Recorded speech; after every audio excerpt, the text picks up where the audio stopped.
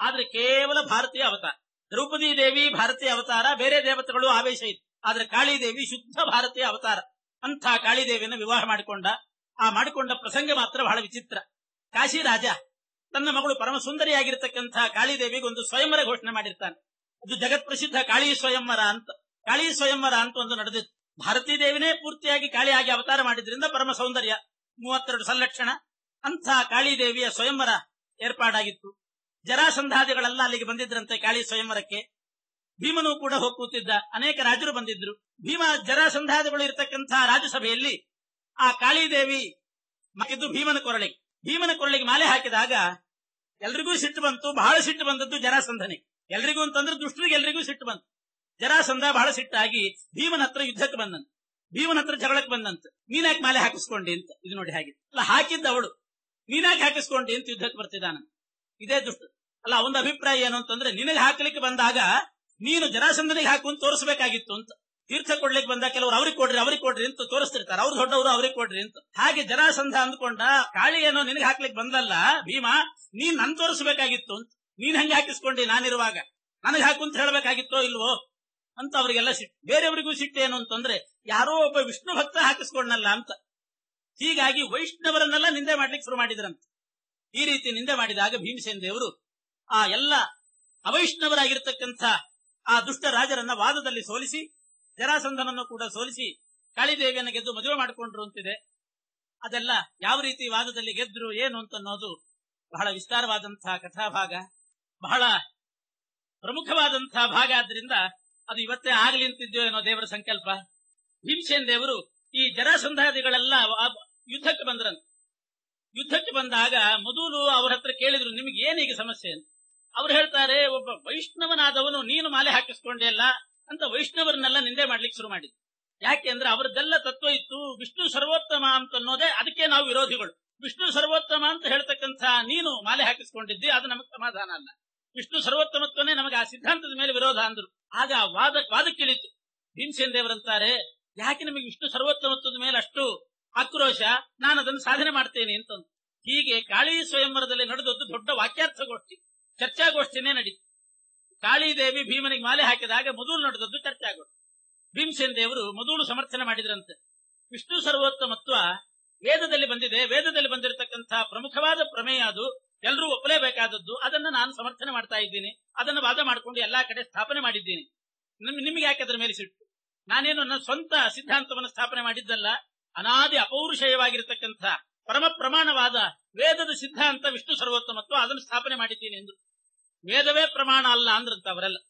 ವೇದವೇ ಪ್ರಮಾಣ ಅಲ್ಲ, ನಮ್ಮ ಶೈವಾಗಮ ಇತ್ಯಾದಿಗಳಿದೆ, ಅದು ಪ್ರಮಾಣ ಅಂದ್ರು. ಆಗ ಭೀಮಸೇನ ದೇವರು, ಪೂರ್ವಂ ವಾಕ್ಯೈರ್ ವೈದಿಕೈಸ್ತಾನ್ ಸ ಭೀಮೋ ದಿಗ್ಗೇ ತರ್ಕೈ ಸಾಧುಭಿ ಸಂಪ್ರಯುಕ್ತೈ. ವೇದವಾಕ್ಯಗಳನ್ನು ಹೇಳಿ ಮೊದಲು ವೇದಕ್ಕೆ ಅಪೌರುಷೇಯತ್ವ ಸಾಧನೆ ಮಾಡಿ, ವೇದ ಯಾರೂ ಮಾಡಿದ್ದಲ್ಲ, ಯಾರಾದ್ರೂ ಮಾಡಿದ್ದಾರೆ ಅಂತಾದ್ರೆ ಅವರವರ ಭಾವನೆಗಳನ್ನ ಅದರಲ್ಲಿ ತುಂಬಿದ್ದಾರೆ, ಆರೋಪಿಸಿದ್ದಾರೆ ಅಂತ ಆಗ್ತಿತ್ತು. ಯಾರೂ ಮಾಡಿದ್ದಲ್ಲ. ವೇದ ಅಪೌರುಷೇಯ, ಅನಾದಿ ನಿತ್ಯ ಸನಾತನವಾದದ್ದು. ಯಾರಾದ್ರೂ ಮಾಡಿದ್ರೆ ಅದರ ಮೇಲೆ ಅಪನಂಬಿಕೆ ಮಾಡಬೇಕು. ಯಾರೂ ಮಾಡಿದ್ದಲ್ಲ, ಯಾವ ಮತದ ಮೂಲ ಪುರುಷರೂ ಮಾಡಿದ್ದಲ್ಲ. ಅನಾದಿ ನಿತ್ಯವಾದದ್ದು ಅಂತ ಅದನ್ನು ಸಮರ್ಥನೆ ಮಾಡಿ, ಅದರಿಂದ ವೇದ ಪ್ರಮಾಣ ಅನ್ನೋದನ್ನು ಸಮರ್ಥನೆ ಮಾಡಿ, ವೇದ ವಾಕ್ಯಗಳನ್ನೆಲ್ಲ ಉಲ್ಲೇಖ ಮಾಡಿ, ಆ ವೇದದಿಂದ ವಿಷ್ಣು ಸರ್ವೋತ್ತಮತ್ವ ಸಾಧನೆ ಮಾಡಿದ್ರಂತೆ.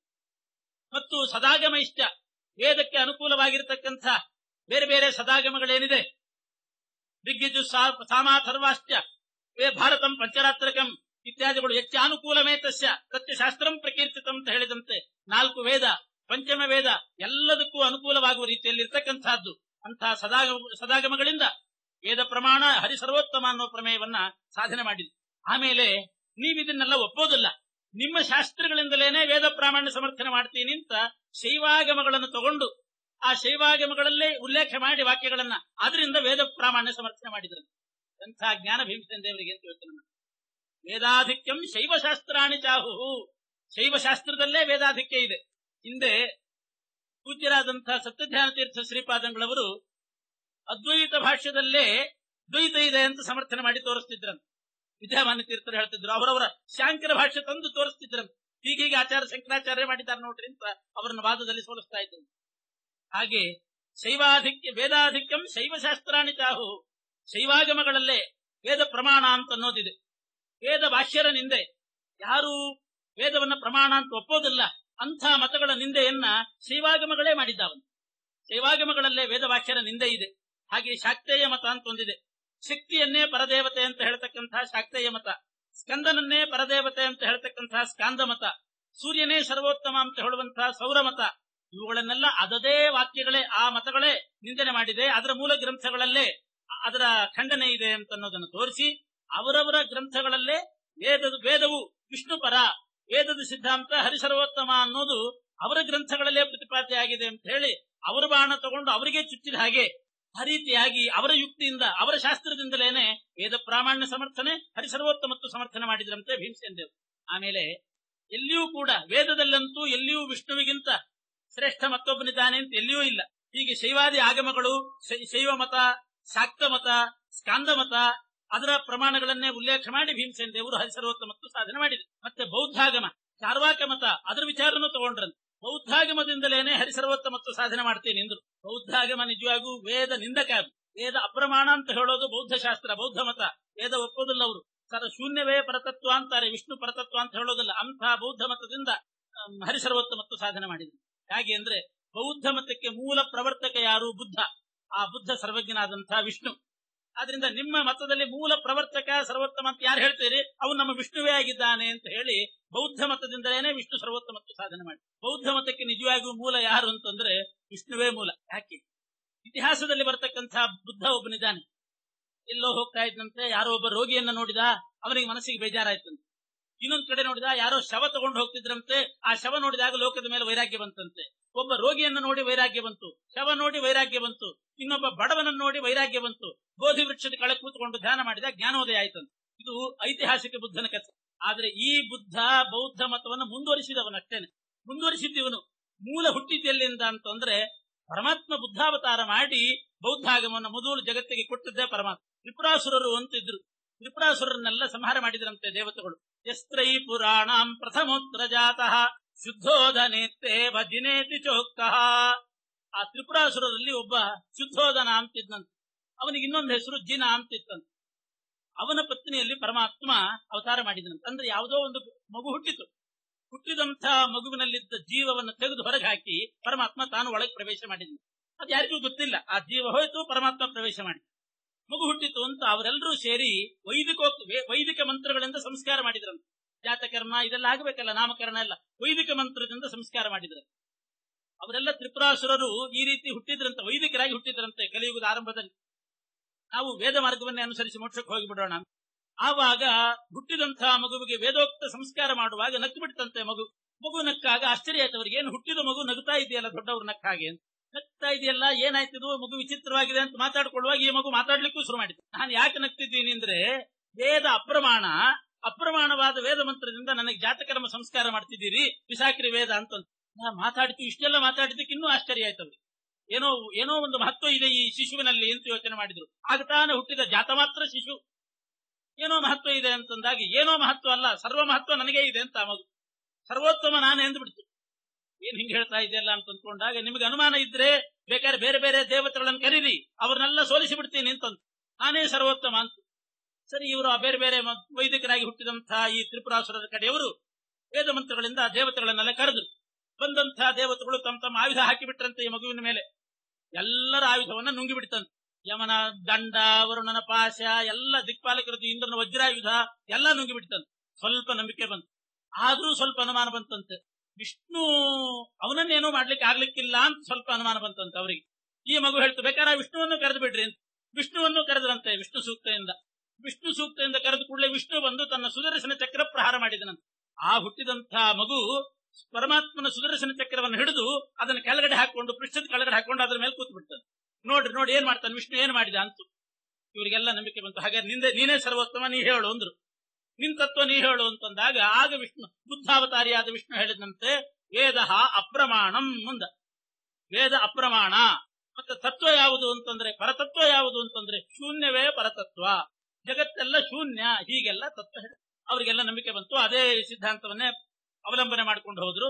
ಅನಂತರ ಬಂದವನು ಈ ಐತಿಹಾಸಿಕ ಬುದ್ಧ. ಸ್ವಲ್ಪ ಅದು ಕ್ಷೀಣವಾದಾಗ ಮತ್ತೆ ಅವನು ಅದನ್ನು ಮುಂದುವರಿಸಿಬಿಟ್ಟು ವಾದಿರಾಜರು ಹೇಳ್ತಾರೆ, ಶೌದ್ಧೋಧನಿ ಪ್ರಭೃತಿ ಸೈದ್ಧಾಂತಿಕ ಸುಗಮ ಬೌದ್ಧಾಗಮ ಪ್ರಣಯನ. ಈ ಐತಿಹಾಸಿಕ ಬುದ್ಧನು ಶುದ್ಧೋಧನನ ಮಗನೇ. ಅವ್ರ ತಂದೆ ಹೆಸರು ಶುದ್ಧೋಧನ ಅಂತಲೇ. ಶೌದ್ಧೋಧನಿ ಪ್ರವೃತ್ತಿ ಸೈದ್ಧಾಂತಿಕರೇನಿದ್ದಾರೆ ಇವರಿಗೆ ಅಸುಗಮ, ಅವರಿಗೆ ಅರ್ಥ ಆಗದೇ ಇರುವಂತಹ ವಿಚಿತ್ರವಾದ ಬೌದ್ಧ ಸಿದ್ಧಾಂತವನ್ನ ಈ ಬುದ್ಧಾವತಾರಿ ಪರಮಾತ್ಮ ರಚನೆ ಮಾಡಿದನು. ಅವ್ರಿಗೆ ಅರ್ಥ ಆಗ್ಲಿಲ್ಲ. ವೇದ ಅಪ್ರಮಾಣ ಅಂದ್ರೆ ಪ್ರಮಾಣ ಅಲ್ಲ ಅಂತಲೇ ತಿಳ್ಕೊಂಡ್ರು. ಶೂನ್ಯ ಅಂದ್ರೆ ಏನು ಇಲ್ಲದೆ ಇರೋ ಶೂನ್ಯವೇ ಪರತತ್ವ ಅಂತ ತಿಳ್ಕೊಂಡ್ರು. ಆ ರೀತಿ ಅವರಿಗೆ ಅರ್ಥ ಆಗದೇ ಇರೋ ಬೌದ್ಧ ಸಿದ್ಧಾಂತವನ್ನ ಪರಮಾತ್ಮ ರಚನೆ ಮಾಡಿದ ಬುದ್ಧಾವತಾರಿ ಪರಮಾತ್ಮ. ಅವರು ಅದನ್ನು ಅಪಾರ್ಥ ಮಾಡ್ಕೊಂಡು ಹಂಗೆ ಮುಂದುವರಿಸಿದ್ರು. ದೇವತೆಗಳಿಗೆ ಮಾತ್ರ ಭಾರಿ ಕುತೂಹಲ ಆಯ್ತು. ಇನ್ನೊಂದ್ಸಲ ಮೂಲ ರೂಪದಲ್ಲಿ ವಿಷ್ಣುವಿನ ಹತ್ರ ಹೋಗಿ ಕೇಳಿದ್ರಂತೆ, ನೀನು ಬುದ್ಧಾವತಾರದಲ್ಲಿ ಅದೇನು ವೇದ ಅಪ್ರಮಾಣ ಶೂನ್ಯ ತತ್ವ ಅಂದ್ಬಿಟ್ಟಿ, ನಾವು ಹಂಗೆ ತಿಳ್ಕೊಳ್ಳೋದು ಹೇಗೆ ಅಂತ ಕೇಳಿದ್ರು ದೇವತೆ. ನಿಮಗ್ ಬೇರೆ ಅರ್ಥ ಹೇಳ್ತೀನಿ ಇಂದ ಪರಮಾತ್ಮ, ನೀವ್ ಹಂಗೆ ತಿಳ್ಕೊಳ್ಳಿಕ್ ಹೋಗ್ಬೇಡ್ರಿ, ಅದಕ್ಕೆ ನಾನೇ ವ್ಯಾಖ್ಯಾನ ಮಾಡ್ತೀನಿ ಅಂತ ಹೇಳಿ ಏಕಾಂತದಲ್ಲಿ ಶಾಂತವಾದ ಸ್ಥಳದಲ್ಲಿ ದೇವತೆಗಳನ್ನು ಕೂಡಿಸ್ಕೊಂಡು ಅದಕ್ಕೆ ವ್ಯಾಖ್ಯಾನ ಮಾಡಿದನಂತೆ. ವೇದ ಅಪ್ರಮಾಣ ಅಂದ್ರೆ ಪ್ರಮಾಣ ಅಲ್ಲ ಅಂತ ಅರ್ಥ ಅಲ್ಲ. ಅಂದ್ರೆ ಬ್ರಹ್ಮ, ಪರಬ್ರಹ್ಮ. ಇತಿ ಬ್ರಹ್ಮ, ಪರಮಾತ್ಮನ ವಿಷಯದಲ್ಲಿ ವೇದವೇ ಪ್ರಮಾಣ, ಅಪ್ರಮಾಣ ಅಂದ್ರೆ ಹಿಂಗರ್ಥ ಅಂತ ಅವ್ರಿಗೆ ಹೇಳಿದ. ಶೂನ್ಯವೇ ತತ್ವ ಅಂದೆಲ್ಲ ಅದಕ್ಕೆ ಅರ್ಥ ಏನು ಅಂತ ಕೇಳಿದ್ರು. ಶೂನ್ಯ ಅಂತಂದ್ರೆ ಏನು ಇಲ್ಲದೆ ಇರೋದು ಸೊನ್ನೆ ಅಂತ ಅರ್ಥ ಅಲ್ಲ. ಶೂನ್ಯ ಅಂತಂದ್ರೆ ನಾನೇ ಅಂತಾನೆ ಪರಮಾತ್ಮ. ಯಾಕೆ ನನಗೊಂದು ಹೆಸರು ಒಂದ ಶೂನ್ಯ ಅಂದ್ರೆ ಯಾಕೆ? ಶಂ ಊನಂ ಕುರುತೆ ಯಸ್ಮಾತ್ ಶೂನ್ಯಸ್ತಸ್ಮಾತ್ ಜನಾರ್ದನ. ಅಯೋಗ್ಯರಿಗೆ ಶ ಅಂದ್ರೆ ಸುಖ, ಶ ಅಂದ್ರೆ ಸುಖ, ಅದನ್ನ ದುಷ್ಟರಿಗೆ ದೈತ್ಯರಿಗೆ ಊನ ಮಾಡತಕ್ಕವನು ನಾನಾದ್ರಿಂದ ಶೂನ್ಯ, ಶ ಊನ್ಯ ಅಂತ ಸೇರಿಸಿ ಶೂನ್ಯ ಆಗಿದೆ. ಶಂ ಸುಖಂ, ಶ ಅಂದ್ರೆ ಸುಖವನ್ನ ದುಷ್ಟರಿಗೆ ಊನ ಮಾಡತಕ್ಕವನು ನಾನು, ಆದ್ರಿಂದ ಶೂನ್ಯ ಅಂತ ನನಗೆ ಹೆಸರು.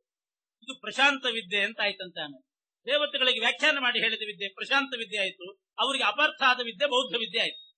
ಅದನ್ನೇ ಶೌದ್ಧೋಧನಿ ಪ್ರವೃತ್ತಿ ಸೈದ್ಧಾಂತಿಕ ಅಸುಗಮ ಬೌದ್ಧಾಗಮ ಪ್ರಣಯನ. ಹೀಗೆ ಬೌದ್ಧಾಗಮಕ್ಕೆ ಮೂಲ ಪುರುಷ ಯಾರು ಅಂತಂದ್ರೆ ಬುದ್ಧ. ಆ ಬುದ್ಧ ಯಾರು? ಸಾಕ್ಷಾತ್ ವಿಷ್ಣುವೇ. ಆದ್ರಿಂದ ಯಾವ ಬುದ್ಧನನ್ನ ಸರ್ವೋತ್ತಮ ಅಂತ ನೀವಂತೀರಿ, ಆ ಬುದ್ಧ ನಮ್ಮ ವಿಷ್ಣುವೇ. ಆದ್ರಿಂದ ವಿಷ್ಣು ಸರ್ವೋತ್ತಮತ್ವ ನಿಮ್ಮ ಆಗಮದಿಂದಲೇ ಸಿದ್ಧ ಆಯ್ತು, ನೀವೇ ಒಪ್ಪಿದ್ದೀರಿ ಎಂದು ಬಿಟ್ಟು. ಇನ್ನು ಚಾರ್ವಾಕರ ಮತ ತಗೊಳ್ರಿ. ಎಲ್ಲವನ್ನೂ ವೇದವನ್ನೇ ಅಲ್ಲಗಳಿತಕ್ಕಂಥ ಚಾರ್ವಾಕರ ಮತ ಪ್ರಕಾರನೂ ಕೂಡ ವಿಷ್ಣುವೇ ಸರ್ವೋತ್ತಮ ಅಂತ ಸಿದ್ಧ ಆಗ್ತದೆ ಅಂದ್ರಂತೆ ಭೀಮಸೇನ. ಅದು ಹೇಗೆ ಅಂತಂದ್ರೆ, ಚಾರ್ವಾಕ ಮತಕ್ಕೆ ಮೂಲ ಪ್ರವರ್ತಕರು ಯಾರು? ಚಾರ್ವಾಕ ಮತಕ್ಕೆ ಮೂಲ ಪ್ರವರ್ತಕರು ಯಾರು ಅಂತಂದ್ರೆ ದೇವಗುರುಗಳಾದಂಥ ಬೃಹಸ್ಪತ್ಯಾಚಾರ್ಯ. ಬಹಳ ಜನರಿಗೆ ಗೊತ್ತಿಲ್ಲ. ನಿಜವಾಗಿಯೂ ಚಾರ್ವಾಕ ಮತಕ್ಕೆ ಮೂಲ ಪ್ರವರ್ತಕರು ಬೃಹಸ್ಪತ್ಯಾಚಾರ್ಯ. ಆ ಬೃಹಸ್ಪತ್ಯಾಚಾರ್ಯನ ಸರ್ವಜ್ಞರು ಅಂತ ಒಪ್ತಾರೆ. ಅವ್ರು ಯಾಕೆ ಸರ್ವಜ್ಞರಾಗಿದ್ದಾರೆ ಅಂತಂದ್ರೆ ಅವರಿಗೆ ಗುರು ವಿಷ್ಣು ಆದ್ರಿಂದ ಮೂಲ ಪ್ರವರ್ತಕರಾದಂತಹ ಬೃಹಸ್ಪತ್ಯಾಚಾರ್ಯಗೆ ಗುರು ವಿಷ್ಣು. ಆದ್ರಿಂದ ಚಾರ್ವಾಕರ ಪ್ರಕಾರವೂ ಕೂಡ ವಿಷ್ಣು ಸರ್ವೋತ್ತಮತ್ವನೇ ಸಿದ್ಧ ಆಯ್ತು. ಲೋಕಾಯತಾಶ್ಚ ಕ್ವಚಿದಾಹುರಗ್ರಂ ವಿಷ್ಣುಂ ಗುರುಂ ಸರ್ವವರಂ ಬೃಹಸ್ಪತೇ. ಬೃಹಸ್ಪತ್ಯಾಚಾರ್ಯಗೂ ಕೂಡ ಸರ್ವಜ್ಞತ್ವ ಬಂದದ್ದು ವಿಷ್ಣುವಿನಿಂದ ಅಂತ ಅವರ ಶಾಸ್ತ್ರದಲ್ಲೇ ಇದೆ ಅಂತ. ಆದ್ರಿಂದ ಸರ್ವಾಗಮೇಶು ಪ್ರಥಿತೋತ ಏವ ವಿಷ್ಣು ಸಮಸ್ತಾಧಿಕ ಏವ ಮುಕ್ತಿದಃ. ಅದರಿಂದ ಎಲ್ಲ ಆಗಮಗಳ ಪ್ರಕಾರ ವಿಷ್ಣುವೇ ಸರ್ವೋತ್ತಮ, ಅವನೇ ಮೋಕ್ಷಪ್ರದ ಅಂತ ಭೀಮಸೇನ ದೇವರು ಎಲ್ಲ ಆಗಮಗಳಿಂದ ಸೌರ, ಶಾಕ್ತೇಯ, ಚಾರ್ವಾಕ, ಬೌದ್ಧ ಇತ್ಯಾದಿ ಆಗಮಗಳಿಂದ ವಿಷ್ಣು ಸರ್ವೋತ್ತಮತ್ವ ಸ್ಥಾಪನೆ ಮಾಡಿಬಿಟ್ಟು ಹೀಗೆ ವಿಷ್ಣು ಸರ್ವೋತ್ತಮತ್ವ ಸ್ಥಾಪನೆ ಮಾಡಿದ್ರು. ಅದು ಬೃಹಸ್ಪತ್ಯಾಚಾರ್ಯ ಯಾಕೆ ಮಾಡಿದ್ರು ಅಂತ ಅನ್ನೋದು ಮಹಾಭಾರತದಲ್ಲೇ ಶಿಲಪರ್ವದಲ್ಲಿ ಅದರ ಚರಿತ್ರೆ ಬರ್ತದೆ. ಬೃಹಸ್ಪತ್ಯಾಚಾರ್ಯ ರಚನೆ ಮಾಡಿದ್ರಂತೆ. ಒಮ್ಮೆ ರಜಿರಾಜನ ಮಕ್ಕಳು 500 ಜನ ಮಹಾಪರಾಕ್ರಮಿಗಳಂತೆ. ಅವರು ಸ್ವರ್ಗಕ್ಕೆ ಮುತ್ತಿಗೆ ಹಾಕಿ ಸ್ವರ್ಗ ಆಳ್ಲಿಕ್ಕೆ ಶುರು ಮಾಡಿದ್ರಂತೆ. ಇಂದ್ರಾದಿ ದೇವತೆಗಳನ್ನು ಸೋಲಿಸಿಬಿಟ್ರು.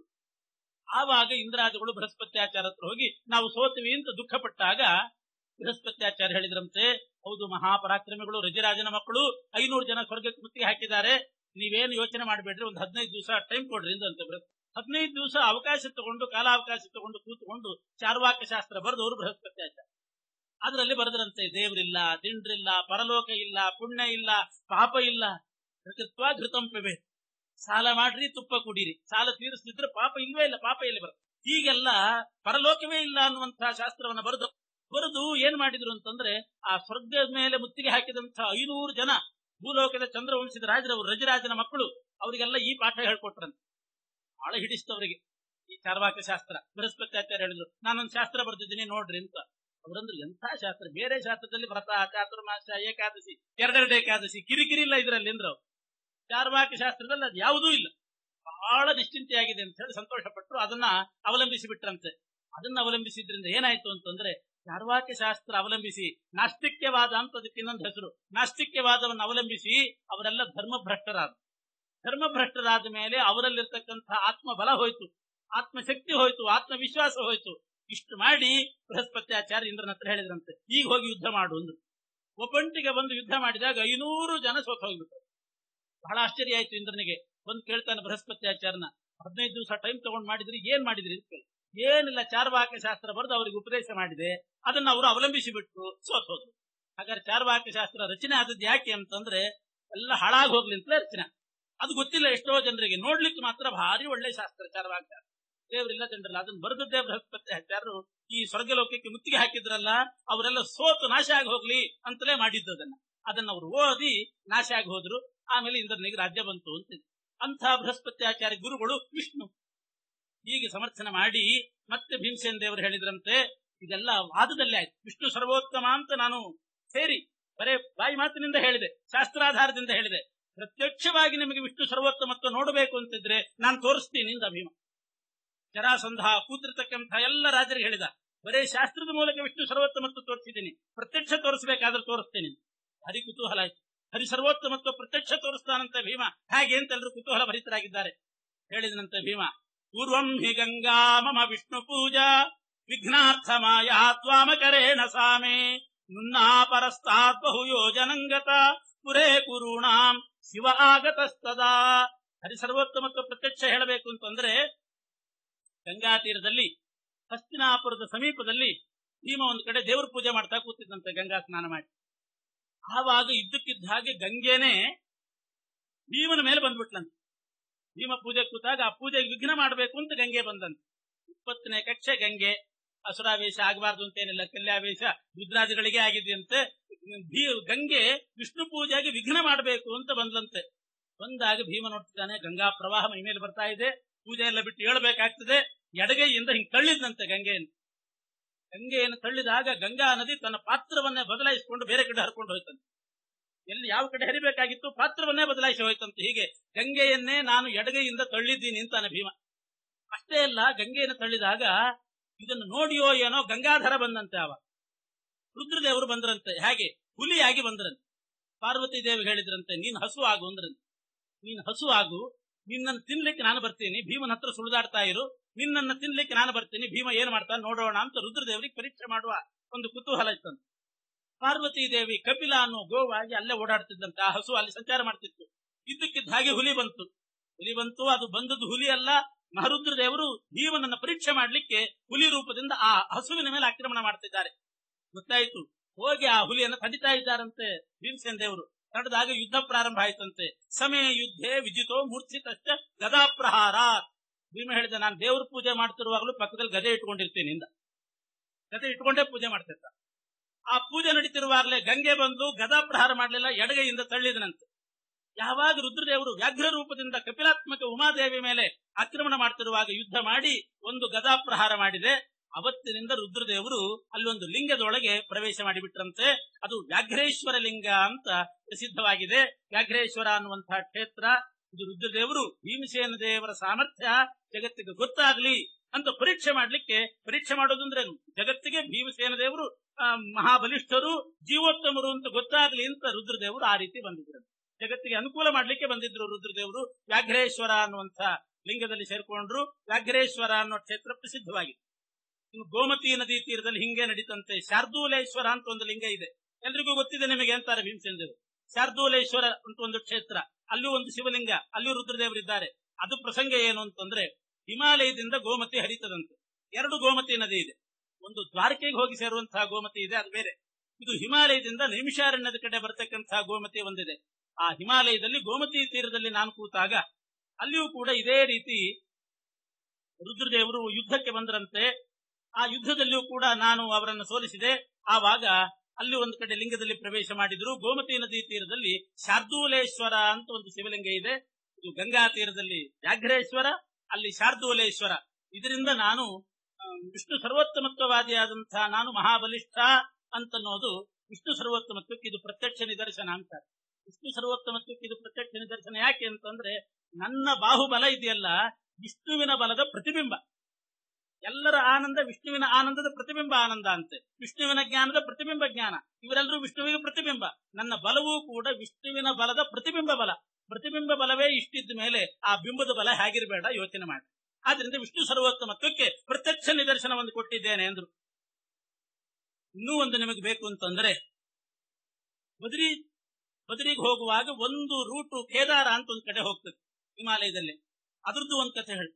ನಾನು ಒಮ್ಮೆ ಅಲ್ಲಿದ್ದಾಗ ಅಲ್ಲಿಗೆ ರುದ್ರದೇವರು ಬಂದ್ರಂತೆ. ಅದೇ ಭೀಮಸೇನ ದೇವರ ಸರ್ವೋತ್ತಮತ್ವ ಜಗತ್ತಿಗೆ ಗೊತ್ತಾಗ್ಲಿ ಅಂತಲೇ ಬಂದ್ರು ಭೀಮಸೇನ ರುದ್ರದೇವರು. ಅವರಿಗೂ ಅದೇ ತತ್ವ. ಆದ್ರಿಂದ ರುದ್ರದೇವರು ಬಂದು ವಿಪ್ರ ರೂಪದಿಂದ ಬಂದ್ರಂತೆ. ಬಂದು ವಾದ ಮಾಡಿದ್ರಂತೆ. ವಾದ ಮಾಡಿದಾಗ ವಾದದಲ್ಲಿ ನಾನು ಸೋಲಿಸಿಬಿಟ್ಟೆ, ನಾನೇ ಗೆದ್ದೆ. ಆಮೇಲೆ ಅವರಿಗೆ ಒಂದು ರೀತಿ ನಾಚಿಕೆ ಆದಂಗೆ ಆಯ್ತಂತೆ. ಆವಾಗ ಕೇದಾರೇಶ್ವರ ಅಂತ ಅಲ್ಲಿ ಒಂದು ಲಿಂಗದಲ್ಲಿ ಹೋಗಿ ಅಡುಕೊಂಡದ್ದಷ್ಟೇ ಇಲ್ಲ, ಅವತ್ತಿನಿಂದ ಒಂದು ಲೋಕದಲ್ಲಿ ಒಂದು ಸಾರಿದ್ರಂತೆ ರುದ್ರದೇವರು. ನಾನು ಭೀಮಸೇನ ದೇವರ ಹತ್ರ ವಾದದಲ್ಲಿ ಸೋತು ಇಲ್ಲಿ ಲಿಂಗದಲ್ಲಿ ಅಡುಕೊಂಡಿದ್ದೀನಿ, ಇನ್ನು ಮೇಲೆ ಯಾರೂ ಕೂಡ ನನ್ನ ದರ್ಶನಕ್ಕೆ ಇಲ್ಲಿ ಬರೋದು ಬೇಡ ಅಂತಂದ್ರು. ಇಲ್ಲಿ ಯಾರೂ ಕೂಡ ಬರೋದು ಇತಃ ಪರಂ ವೇದ ವಿಧಾಮ ಗಮ್ಯತ ಶಾಪಂ ಪ್ರಾದಾದ್ರೀಳಿತ ಶಂಕರೋಪಿ.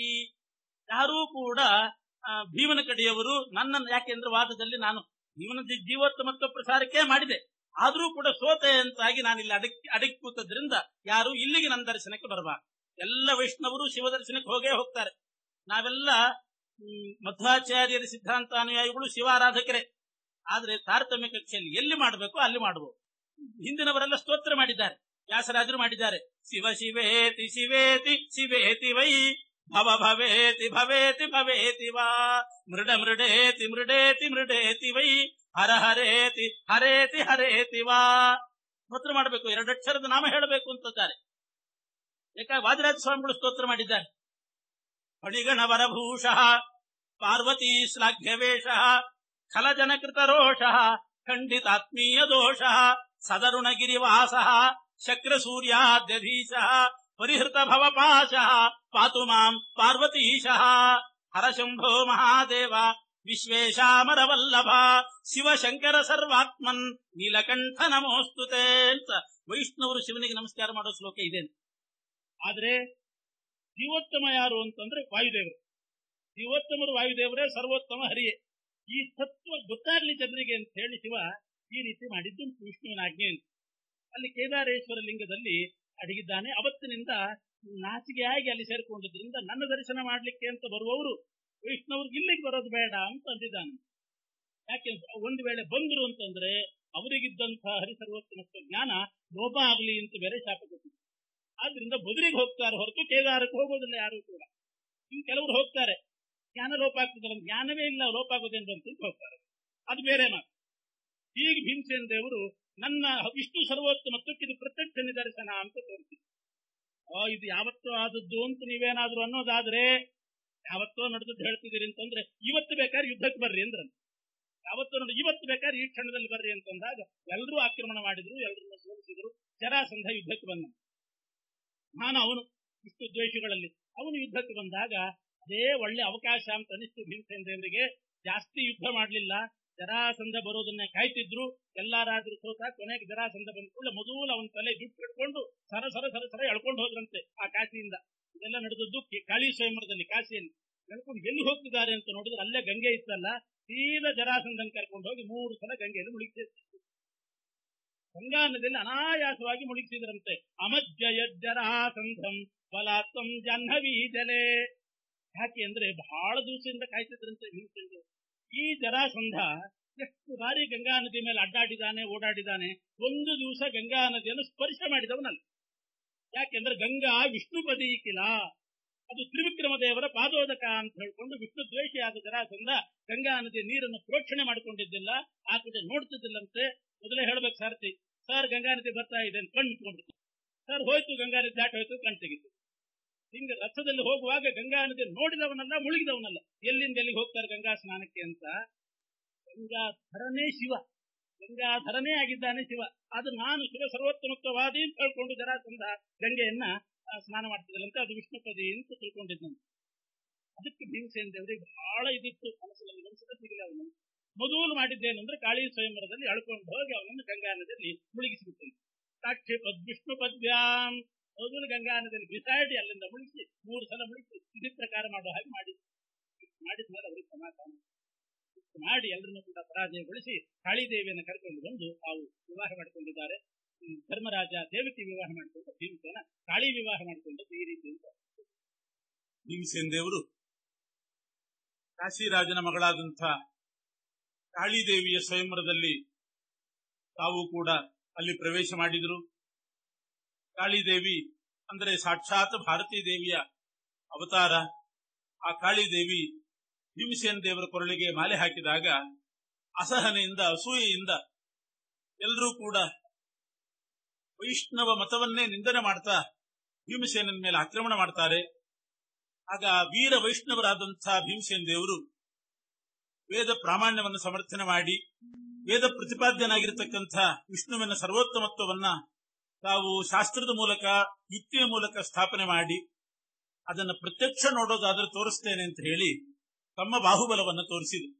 ವಿಷ್ಣು ಭಕ್ತನಾಗಿರತಕ್ಕಂಥ ತಮ್ಮ ಬಾಹುಬಲವನ್ನು ತೋರಿಸಿಬಿಟ್ರೆ ಆವಾಗ ತನ್ನ ಸ್ವಾಮಿಯಾಗಿರತಕ್ಕಂಥ ವಿಷ್ಣುವಿನ ಬಲ ಎಷ್ಟು ಅಂತ ಅನ್ನೋದು ಎಲ್ರಿಗೂ ಮನವರಿಕೆ.